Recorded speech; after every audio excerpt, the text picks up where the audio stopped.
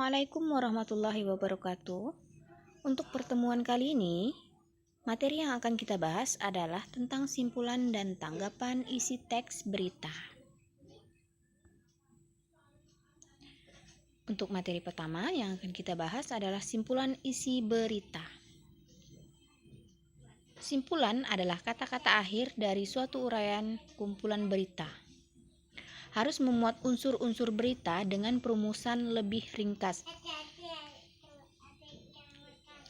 Jadi, simpulan isi berita harus memanfaatkan ringkasan yang telah dibuat sebelumnya terhadap pokok-pokok informasi. Langkah-langkah menyimpulkan berita.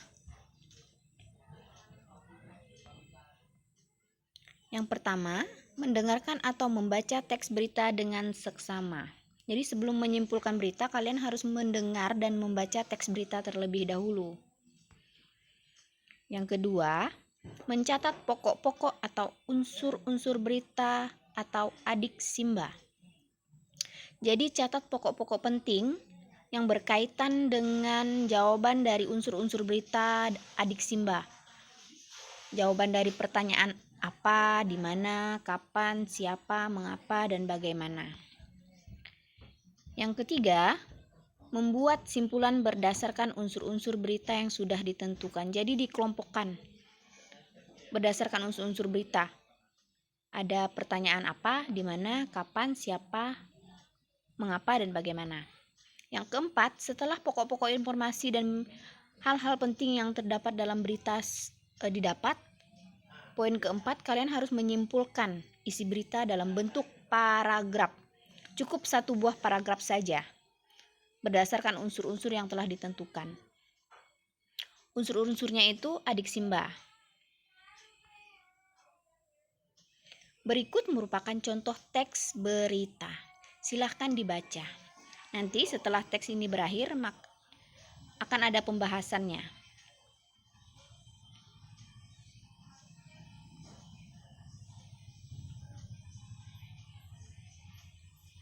Ini adalah kesimpulan dari contoh teks berita yang sudah kalian saksikan tadi.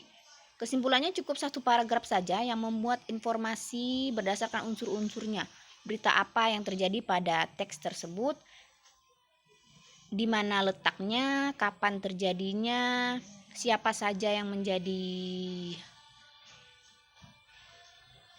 ikut dalam teks berita tersebut, mengapa peristiwa itu bisa terjadi, dan bagaimana proses terjadinya. Yang kedua, tanggapan isi berita.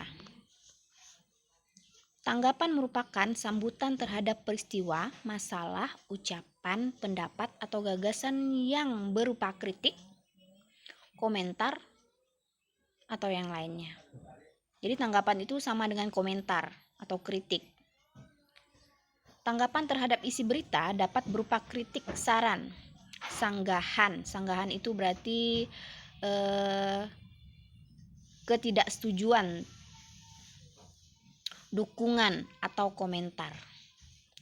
Suatu tanggapan sebaiknya disertai fakta atau contoh dan alasan logis. Jadi kalau ingin memberikan tanggapan harus disertai fakta dan contoh-contoh. Kenapa kalian tidak setuju atau kenapa kalian setuju?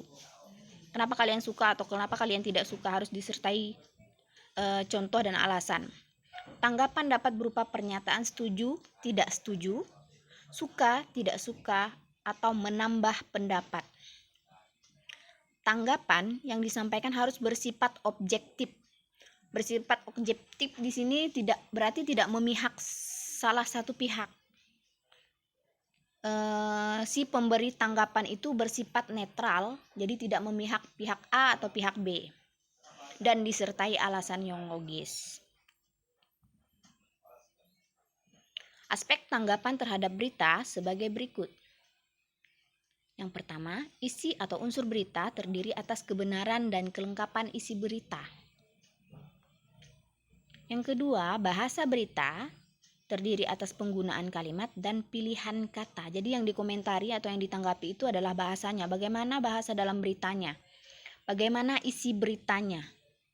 Apakah sudah memuat unsur-unsur berita yaitu adik Simba. Apakah beritanya benar?